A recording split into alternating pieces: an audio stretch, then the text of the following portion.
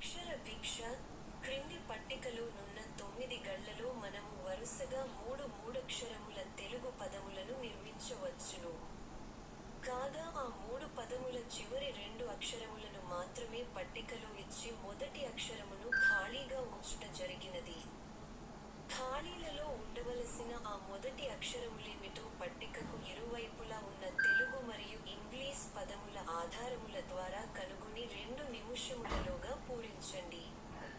ఒకవేళ 2 నిముషములలోగా మీరు పూరించలేని ఎడల అటుపై మేము పూరించి సమస్యను పరిష్కరించగలము.